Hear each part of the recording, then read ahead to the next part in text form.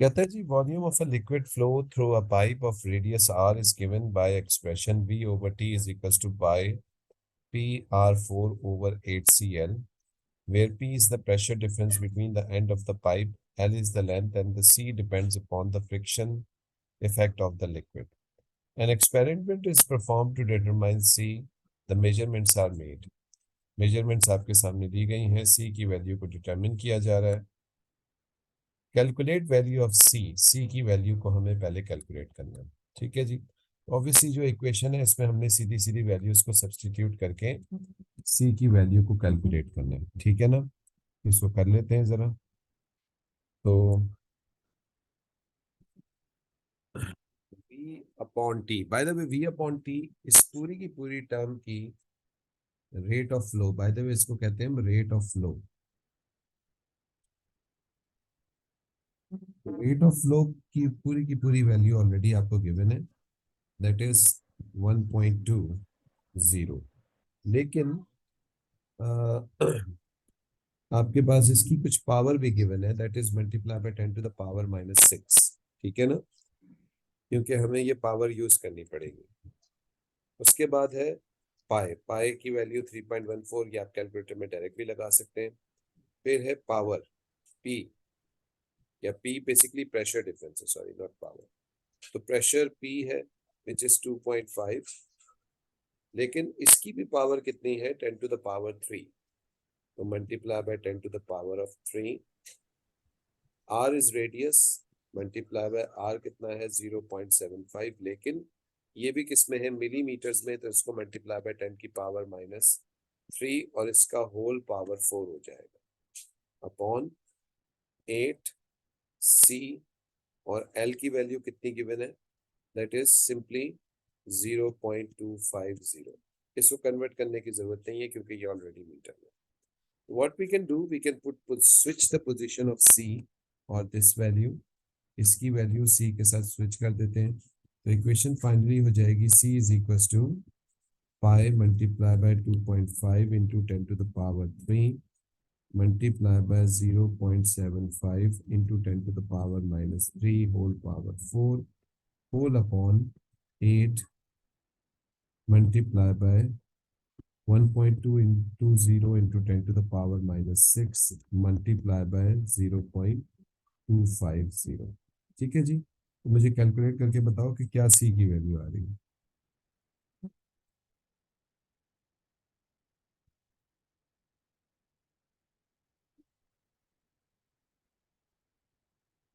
जी मशहूर, क्या हाल है भाई? जी सर, अस्सलाम वालेकुम। वालेकुम अस्सलाम। P1 हो गया तुम लोग का? जी सर, आज तक। कैसा हुआ? ये सर। हम्म। सर अच्छा नहीं हुआ, इतना सही था।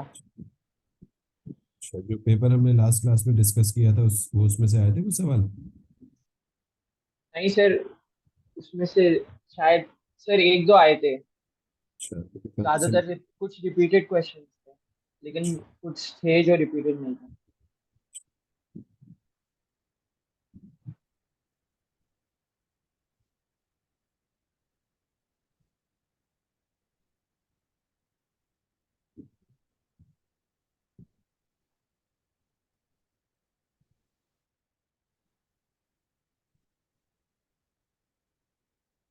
जी बेटा, आयशा क्या वैल्यू आई है इसकी?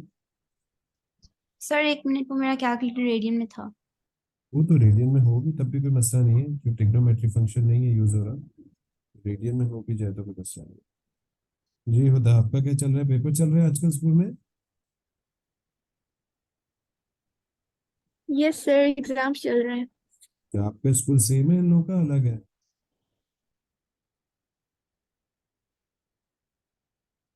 सर सेम है। और आपका पेपर कैसा हुआ है?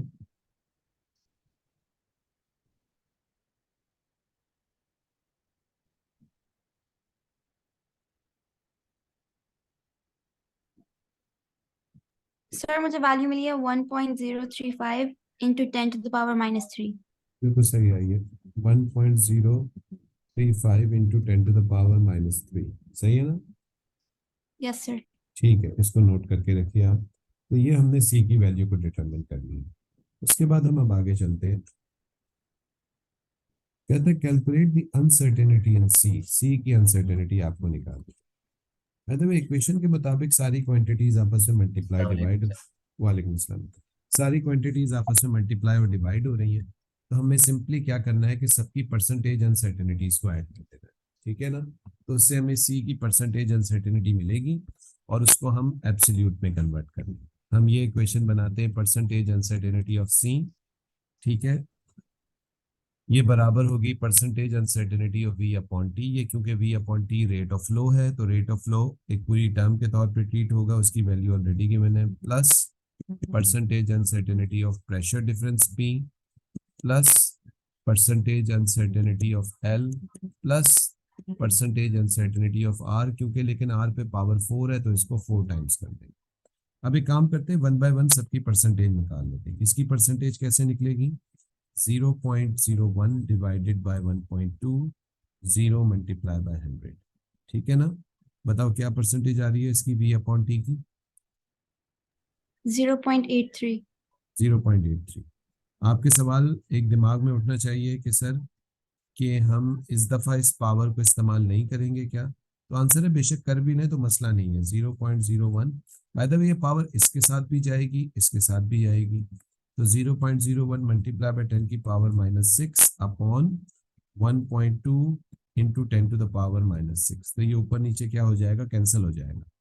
इसलिए you don't need to change the unit, you don't need to use the powers 10 powers when you are calculating the percentage uncertainty। Percentage uncertainty calculate करते हुए यूनिट चेंज करने की जरूरत नहीं है, 10 पावर्स जो गिवन होती है उसको भी यूज करने की जरूरत नहीं होती। तो v ओवर t की परसेंटेज ऑलरेडी आ गई, कितनी आई है? 0.83 प्लस। अब p की निकाल लेते हैं। p में भी पावर को यूज करने की जरूरत नहीं है, तो ये हो जाएगा 0.05 divided by 2.5 multiply by 100। This is the percentage uncertainty of p। क्या वैल्यू आती है इसकी? 2. 2। ये हो गया 2 प्लस। अब हम आते हैं आर के ऊपर, यूनिट चेंज करने की जरूरत नहीं है। 0.01 divided by 0.75 multiply by 100। This is the percentage uncertainty of R. 1.32. 1.3, ठीक है। और एल की भी एक दफा में ही निकाल लेते हैं। 0.001 divided by 0.250 multiply by 100। That's the percentage uncertainty of L. What is it? 0.4. 0.4 सबको लगा देते हैं, तो ये हो गया 1.3 प्लस 0.4, ठीक है। सबको ऐड कर दो, क्या आ रही है परसेंटेज अनसर्टेनिटी सी की? पाई को इसलिए नहीं दिया क्योंकि 2.5. पाई पाई कांस्टेंट है, तो इसलिए मैंने उसको शामिल नहीं किया। क्या वैल्यू आ रही है? 2.53. 2.53 नहीं आ सकती। ये 1.3 है या 0.13 है? 1.3 है. तो 0.83 प्लस 2 प्लस 1.3 प्लस 0.4, 2.53 नहीं हो सकती, ये ज्यादा है ये। 4.53. वो 0.8, क्या बेटा? 1.3 वाली वैल्यू 0.8 है। 4.53 मिल रहा है। ये वाली वैल्यू क्या कह रहे हो? 0.83 है। 0.01 divide by 0.75 multiply by 100। Check करो नहीं सर इसको। वो ठीक है, जी सर। वो ठीक है। इट्स 1.3 मशहूद। अच्छा, सर सी का वैल्यू 4.53 मिल रहा है। ठीक है, एक सेकंड मैं मेरा कंफर्म कर लूँ एक दफा बस। हाँ 1.3 जब है पहली वाली वैल्यू क्या है? 0.83। जी, यस 0.8। आयशा बेटा क्या वैल्यू आ वो रही है? 1.3 5.3 है। 1.3? क्या कह रहे हो? 5.3। पहली वाली वो वैल्यू? 1.3 जो है वो शायद 5.3। नहीं नहीं, 5.3 कैसे होगी? 1.3 आ रही है, मैंने चेक कर लिया मशहूर, ये आर की यही आ रही है वैल्यू। अच्छा, हाँ ठीक है, सर सी का आ रहा है 4.53. 4.53। तो आपने जो सी निकाला था बेटा, कितना निकाला था सी? 1.035 इंटू 10 टू द पावर -4, है ना? -3. -3, ठीक है। ये जो -3 आपने निकाला था, इसके अंदर 4.5% का एरर है ना? तो हम इसका Yes, sir. 4.5% निकालते हैं, तो सर इसका जी बेटा। आर को 4 से मल्टीप्लाई करना है ना?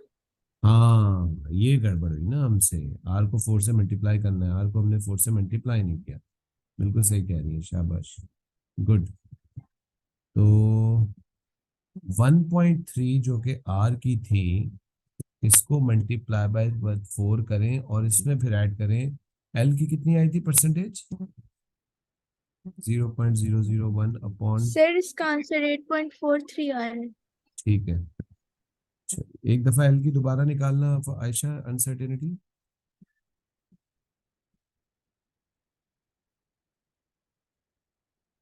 आयशा, एल की अनसर्टेनिटी क्या आई थी बेटा, दोबारा बताना परसेंटेज। 0.4.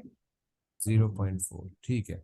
अब इसको जो है वो सबको 4 टाइम्स कर लेना आर को, क्योंकि आर पे 4 लगा हुआ है, ऑल्दो यहाँ पे मैंने लिखा था लेकिन वो हमने सर इसका आंसर 8.43 है। 8.43, ठीक है जी। अच्छा, 8.43 हमारे पास सी की परसेंटेज आई है। अब हमें 1.035 था, 1.35 था ये।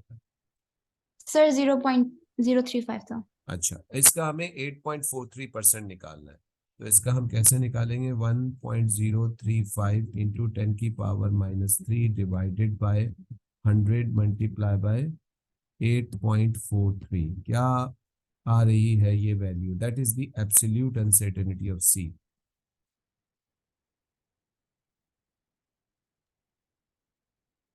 जी, क्या वैल्यू आती है? Sir 0.089 into 10 to the power -6.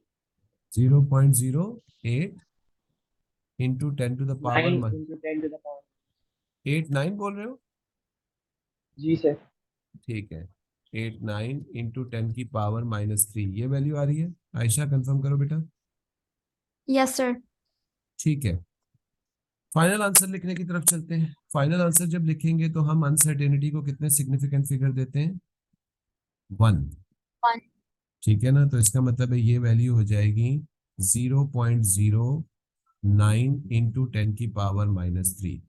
क्योंकि हम सेकंड डेसिमल प्लेस तक गए हुए हैं, तो सी की वैल्यू भी सेकंड डेसिमल प्लेस तक ही जाएगी। यानी ये 5 को राउंड ऑफ करेंगे और जब 5 राउंड ऑफ होगा तो ये क्या हो जाएगा? 1.04 इंटू 10 टू द पावर -3। या आप चाहें तो 10 की पावर -3 को इकट्ठा लिख सकते हैं, इस तरह भी लिख सकते हैं 1.04 plus minus 0.09 whole bracket multiply by 10 to the power -3। ठीक है जी, जिस तरह से आपको पसंद हो आप इस तरीके से लिखें। ठीक है जी, is that clear? Yes, sir. जी सर। तो ये हमारे पास इस तरीके से सॉल्व होगा। That's the end of the chapter uncertainty. और सीआरओ वगैरह का जो भी मेजरमेंट है वो साउंड के चैप्टर में हम पढ़ेंगे। आई डोंट नो आपके स्कूल में किस तरीके से उन्होंने पढ़ाया है सीआरओ को, क्या मेजरमेंट में पढ़ा दिया था या अभी नहीं पढ़ाया उन्होंने? नहीं सर पढ़ा वो है। सीआरओ क्या है? Cathode ray oscilloscope. No sir, nothing, हाँ, नहीं पता। सीआरओ की मेजरमेंट जो है वो अब, क्योंकि पहले मेजरमेंट में होती थी, अब वो साउंड के चैप्टर में चली गई है। तो मोस्ट प्रोबेबली साउंड के चैप्टर में हम भी वही पढ़ेंगे लाइक दिस। ठीक है जी। अच्छा जी, we are going to start the new chapter today and that is kinematics. Okay, तो हम स्टार्ट करने जा रहे हैं आज kinematics को जी।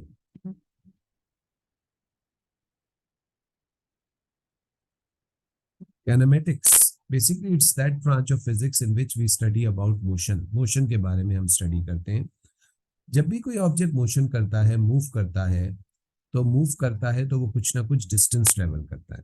लेट्स से ये एक आदमी है, ठीक है, अपने घर पे खड़ा हुआ है और इसको जो है मार्केट तक जाना है। ये मार्केट है। अच्छा जी, अब जब ये मार्केट तक जाएगा तो ये कुछ इस तरीके से रास्ता गिवन है। ठीक है, this is actually the path given for this person to reach out the market.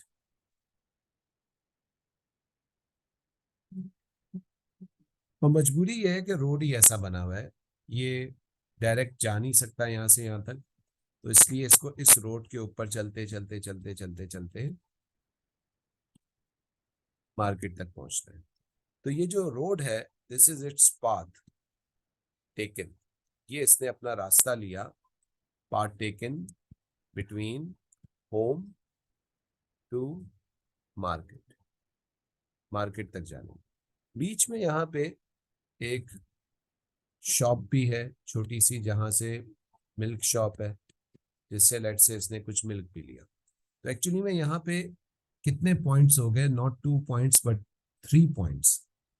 Actually में ये पहले कहाँ से गया होगा, होम टू मिल्क शॉप, और फिर मिल्क शॉप से कहाँ गया होगा, मार्केट तक। ठीक है जी। और ऑब्वियसली ये रास्ता लेके, ये रोड लेके ये ट्रेवल किया होगा। ये जो रोड है, इसकी जो भी लेंथ है, जो भी लंबाई है इस रोड की जिस पे ये ट्रेवल कर रहा है, that is actually what we call the distance travel by this person. So what is the distance? Distance, it is the path length between two or more points। दो या दो से ज्यादा पॉइंट्स के दरमियान में जो रास्ते की लंबाई है, ठीक है, that is actually what we call the distance travel. ठीक है। अब क्योंकि हर इंस्टेंट के ऊपर इसकी डायरेक्शन चेंज हो रही है, एक पर्टिकुलर डायरेक्शन नहीं है, पहले ये मिल्क शॉप तक गया, फिर उसके बाद मार्केट गया, तो इसी वजह से डिस्टेंस की कोई पर्टिकुलर डायरेक्शन नहीं होती। That's why we consider distance as scalar quantity. ठीक है जी, this is a scalar quantity. In SI system its unit is metre, which is having a symbol of small m। ठीक है जी। If you want to make the symbol of distance, that is d। तो distance को कैसे explain करेंगे आप? What is distance? दो या दो से ज्यादा पॉइंट्स के दरमियान में जो रास्ता है, लंबा कितना रास्ता है, that is actually what we call the distance travel। It is the path length between two or more points। Okay? Any questions in that? किसी को कोई क्वेश्चन इसके अंदर? Mashhood, no sir. हुदा, जारिफ, आयशा, बेटा एनी क्वेश्चन? No, sir. जी। No, sir. अच्छा, अब ये मसला है क्योंकि रोड ऐसा है तो ये यहाँ से यहाँ तक गया। अब लेट्स से इस आदमी के पास हेलीकॉप्टर होता तो ये क्या करता, ये आदमी इस हेलीकॉप्टर पे बैठता और डायरेक्ट घर से मार्केट ऐसे चला जाता। तो ये जो डायरेक्ट घर से मार्केट तक ऐसे जाता, ये इसकी क्या होती, that is called its displacement. What is displacement? ये डिस्प्लेसमेंट हम डिफाइन कैसे करेंगे? देखिए, ये इस आदमी की स्टार्टिंग पोजीशन थी, ये इसने अपनी जर्नी जहां से स्टार्ट की थी, ये इसका स्टार्टिंग पॉइंट या स्टार्टिंग पोजीशन। अपनी जर्नी एंड करने के बाद ये इसकी एंडिंग पोजीशन। क्या इस जर्नी में इस आदमी की पोजीशन में कोई चेंज आया? तो आंसर है बिल्कुल आया। स्टार्टिंग में इसकी पोजीशन थी होम और एंडिंग में इसकी पोजीशन है मार्केट, तो there is a change in position. So how we define displacement? Displacement is defined as it is the change in position between two points। By the way, यहाँ to और मोर नहीं होगा, जबकि यहाँ पे टू और मोर पॉइंट्स थे, दो से ज्यादा पॉइंट्स भी हो सकते हैं, जबकि पोजीशन का चेंज सिर्फ 2 पॉइंट्स में होता है। या तो आपकी एक स्टार्टिंग पोजीशन होगी और आपकी एक ending position होगी, and that position change is what we call displacement। Now there are some basically particular feature about displacement। displacement के कुछ features होते हैं। it can be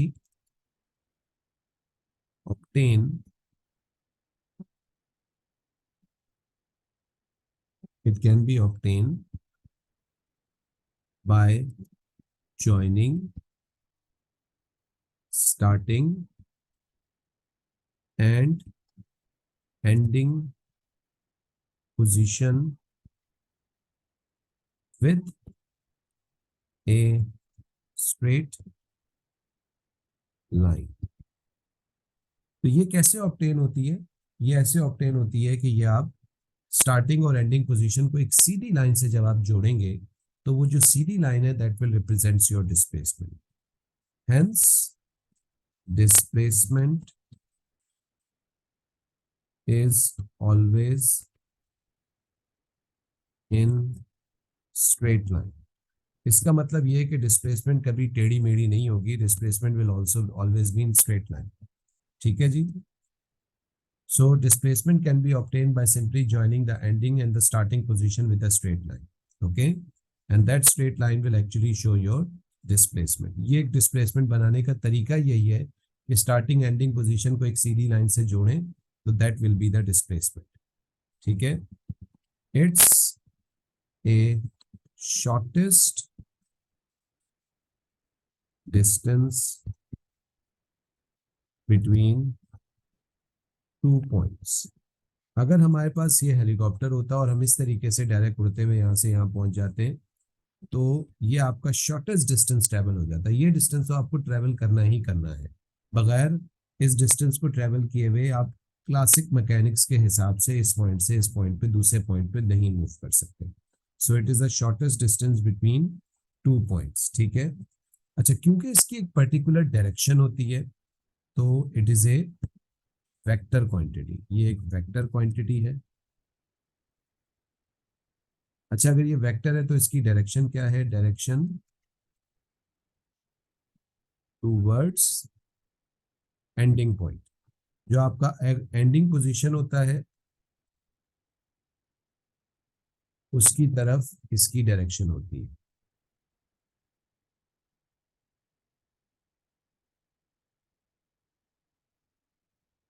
जैसे कि ये दो मैंने एरो बनाए हैं, ये शो कर रहे हैं कि ये वेक्टर क्वांटिटी और इसकी डायरेक्शन किस तरफ है? एंडिंग पॉइंट की। क्योंकि ये भी एक शॉर्टेस्ट डिस्टेंस ही है, तो इसलिए इसका यूनिट भी हम नॉर्मली एसआई सिस्टम में मीटर्स कंसीडर करते हैं, विच इज एक्चुअली एम।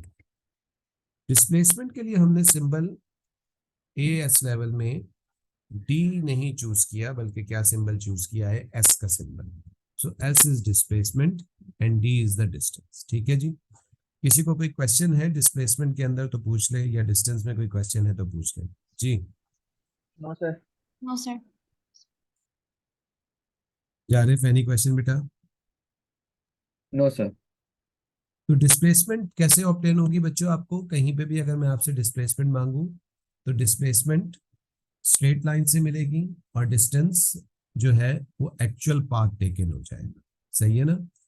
एक बहुत ही कॉमन क्वेश्चन वो आपसे प्रोजेक्टाइल मोशन में पूछते हैं कि एक प्रोजेक्टाइल एक पॉइंट से दूसरे पॉइंट पे मूव हुआ, तो what is the distance travel by the projectile and what is the displacement of the projectile. ये काफी कॉमनली आस्क्ड क्वेश्चन है। ठीक है, तो उसको भी एक मिनट के लिए देख लेते हैं, और फिर डिस्प्लेसमेंट और डिस्टेंस को कैलकुलेट कैसे करते हैं, किस तरीके से इनमें डिफरेंशिएट्स होते हैं, इस चीज को भी देख लेते हैं। कॉपी हो जाए बता दीजिए सर जी। सर लेट्स से दैट अगर एक ऑब्जेक्ट को हम लोग लाइक फॉर एग्जांपल एक बॉल को हम लोग ने ऊपर फेंका, सो ऑब्वियसली उसका एक डिस्प्लेसमेंट हुआ, लेकिन ऊपर फेंक के वो वापस अगर हम लोग का हाथ पे आ गया, this is no displacement, correct? हाँ, ऑब्वियसली बात है, क्योंकि अगर उसकी होल जर्नी की बात करें तो स्टार्टिंग और एंडिंग पोजीशन उसकी सेम हो गई। अगर उसकी स्टार्टिंग और हाँ, एंडिंग पोजीशन सेम हो गई तो इसका मतलब है डिस्प्लेसमेंट तो जीरो होगा ना। सही, ओके।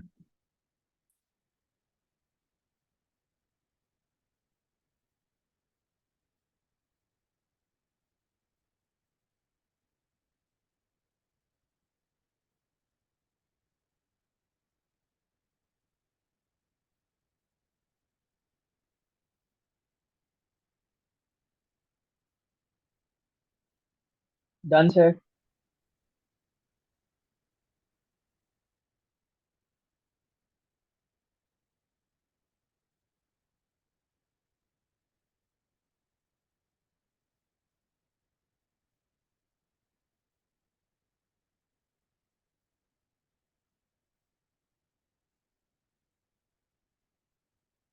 जी, डन एवरीवन?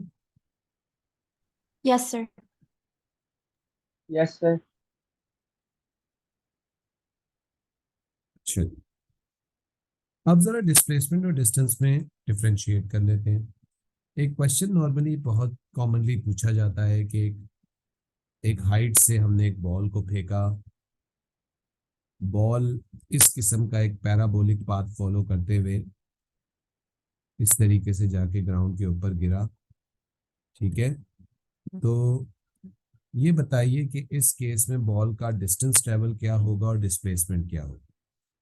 तो बाय द वे ये जो पर्पल से जो पाथ इसने लिया that will be path taken, तो ये इसका क्या हो जाएगा, डिस्टेंस ट्रेवल, ठीक है ना। और अगर मैं डिस्प्लेसमेंट की बात करूं तो डिस्प्लेसमेंट निकालने का एक ही तरीका है कि स्टार्टिंग और एंडिंग पोजीशन को एक सीधी लाइन से जोड़े तो वो डिस्प्लेसमेंट हो जाएगी। तो ये जो पिंक लाइन है इस केस में ये क्या शो करेगी, आपकी डिस्प्लेसमेंट शो करेगी। एक और एग्जांपल देखिए, लेट्स से ये एक सर्कुलर ट्रैक है, ठीक है, इसमें एक कार है, उसका टॉप व्यू हम देख रहे हैं, ऊपर से हम कार को या एरियल व्यू देख रहे हैं। This is a car which is at point A से ये कार चलते चलते चलते चलते बी पॉइंट पे पहुंची, जो बिल्कुल अपोजिट है ए के, बिल्कुल सामने पॉइंट। इस सर्कल का कुछ रेडियस है, सर्कल का रेडियस कितना है, 5 मीटर्स। तो ए टू बी, ये बताइए what is the distance travel by car.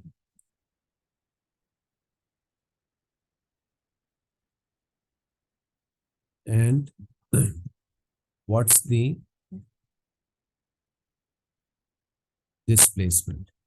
तो कार ने कितना डिस्टेंस ट्रेवल किया है ए टू बी, और what is the 15. Displacement.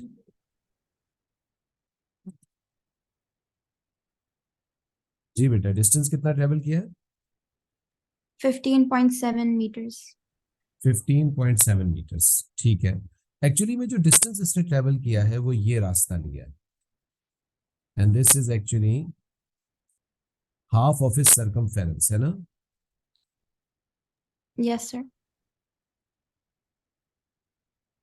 Half of his circumference हो जाएगा विच इज एक्चुअली सर्कमफेरेंस टी बराबर हो जाएगा 2 पाई आर ओवर 2, क्योंकि हाफ है, 2 कैंसिल हो जाएगा, यानी distance will be equal to pi R, यानी d is equal to pi multiply by 5 which is equal to 15 point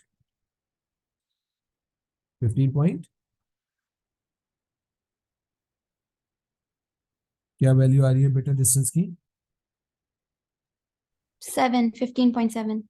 15.7 metres, ठीक है। इसकी डिस्प्लेसमेंट क्या होगी, तो डिस्प्लेसमेंट का तो एक ही तरीका है, स्टार्टिंग और एंडिंग पोजीशन को एक सीधी लाइन से जोड़िए, that will be the displacement, और वो सिंपल हो जाएगी 10 मीटर। सही है ना। Yes, sir. जी सर। जी, किसी को कोई सवाल इसमें, खुदा बेटा, एनी क्वेश्चन।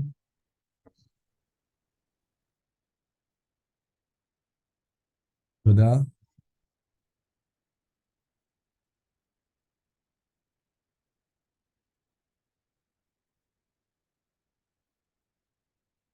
खुदा को आवाज नहीं आ रही मेरी, शारिफ। जी सर, क्लियर है। ठीक,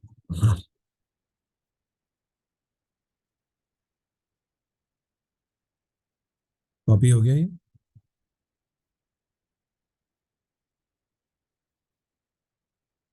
इसका मतलब है कि अक्सर केसेस के अंदर हमारे पास जब हम कोई जर्नी कर रहे होते हैं तो अक्सर normally the distance and displacement are two different things, ठीक है ना। हमारा डिस्प्लेसमेंट कुछ और होता है, हमारा डिस्टेंस ट्रेवल कुछ और होता है, ठीक है जी।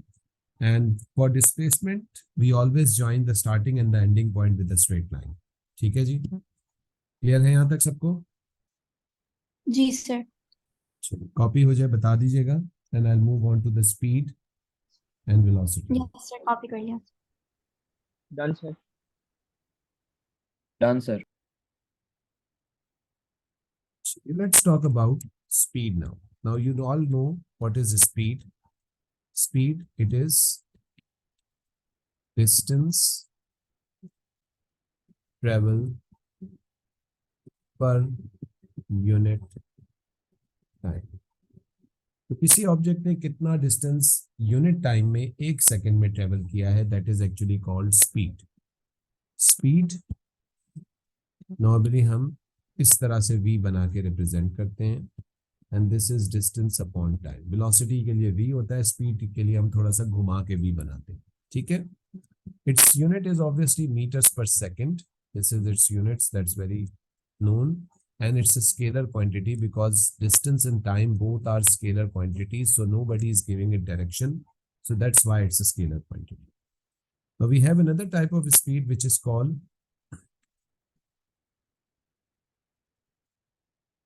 instantaneous speed. The speed at particular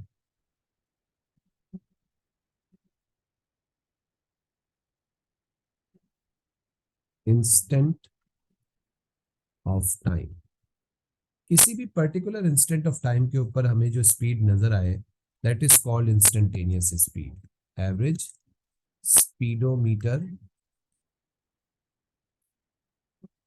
of car.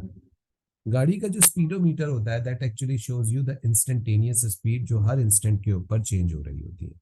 Okay, आगे हम जाके पढ़ेंगे कि जब हम किसी ग्राफ को लेंगे और ग्राफ में हम किसी कर्व का टेंजेंट बना के उसका ग्रेडियंट निकाल के स्पीड निकालेंगे तो that speed will be instantaneous speed. There is another type of speed which is called average speed. When we are doing a journey, normally our speed changes over the period of time. So instead of taking speed or instantaneous speed, we usually do our calculations with the average speed. Now what is average speed? That is total distance travel over total time. यानी V average A B हम बना देते हैं इसके नीचे छोटा सा, that is total distance on total time. ठीक है जी. एवरेज स्पीड के क्वेश्चंस कभी कभार मुश्किल भी आते हैं, इतने आसान क्वेश्चंस नहीं आते इसके. कभी कभार वो आपसे काफी मुश्किल सवाल भी इसका कर लेता है. ठीक है. Which question I'm actually talking about? I'm going to show you the question question I'm actually referring. आप ये कॉपी कर लें, मुझे बता दीजिएगा, then we will discuss that question. Yes, sir, done.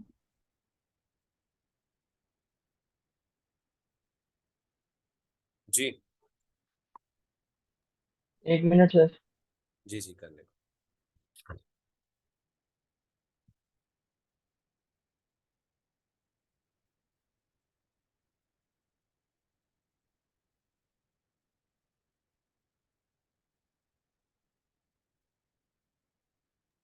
Done.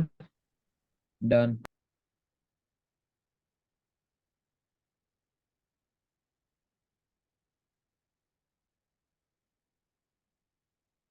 जी हुदा हो गया बेटा, हुदा सो गई है मुझे लग रहा है. अच्छा जी, let's talk about this question. Question दिख रहा है? जी सर. An aeroplane travels at an average speed of 600 kilometers per hour on the outward flight and 400 kilometers per hour on the return flight over the same distance. What is the average speed of whole flight? ठीक है. By the way, एक चीज बता दूं, शायद आपको जरूरत पड़े इस सवाल में. अगर आपको मीटर्स पर सेकंड से किलोमीटर पर आवर में जाना है तो आप क्या कर दीजिए, डिवाइडेड बाय 3.6 कर दीजिए, या शायद मैं ये पहले बता चुका हूं. और अगर आपने किलोमीटर्स पर आवर से मीटर्स पर सेकंड में आना है, ठीक है, मीटर्स पर सेकंड से किलोमीटर पर आवर में जाना है तो मल्टीप्लाई बाय 3.6, और किलोमीटर्स पर आवर से मीटर पर सेकंड में आना है तो डिवाइडेड बाय 3.6 कर दीजिए मैंने. ठीक है ना. By the way, metres per second बड़ा यूनिट होता है और किलोमीटर्स पर आवर एक छोटा यूनिट है. ठीक है. ऑल्दो सुनने में हमें ऐसा लगता है कि किलोमीटर पर आवर एक बड़ा यूनिट है और मीटर पर सेकंड छोटा यूनिट है, but the case is actually slightly different. ठीक है ना. इस केस पे भी बात हो जाती है अभी, लेकिन पहले इस सवाल पे आइए. एवरेज स्पीड होल जर्नी में फ्लाइट की क्या होगी?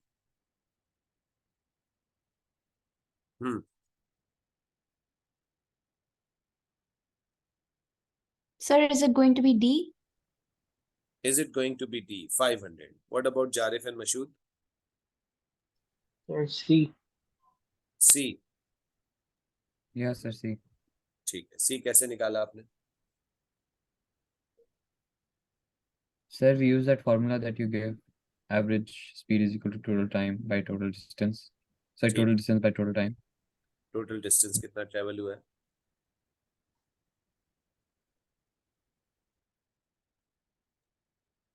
हम्म, 1000 और टोटल टाइम?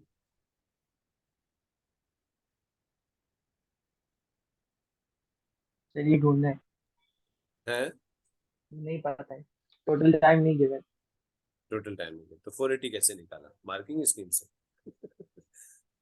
तो ये मैंने कल किया था, इसलिए मुझे पता है ये 480। अच्छा, आपने किया था, ठीक है, कैसे किया था ये भी तो बताए ना। सर नहीं किया था, बस आंसर पता है मुझे, ये अच्छा, 480 है। आंसर बता, चले।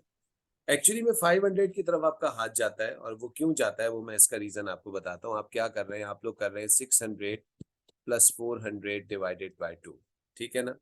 यानी आप मैथमेटिकल ये इक्वेशन लगा रहे हैं, V average is equals to V1 plus V2 upon 2। आप ये सिंपल अर्थमेटिक मीन निकाल रहे हैं, ठीक है। ऑल्दो इसका आंसर वाकई 480 है। ये 480 कैसे आंसर आता है, ठीक है ना। इसको देखने के लिए हम एक काम करते हैं, मीटिंग को रीस्टार्ट करते हैं क्योंकि 1 मिनट रह गया है, और I am going to discuss the whole both cases कि किस केस में ये फॉर्मूला इस्तेमाल होगा और ये कौन सा केस है जिसमें कोई डिफरेंट फॉर्मूला इस्तेमाल होगा, ठीक है। तो आप लोग एक काम करें, मीटिंग को रीज्वाइन करें ताकि मैं इस क्वेश्चन को एक्सप्लेन करूं ये कैसे सॉल्व होगा, ठीक है।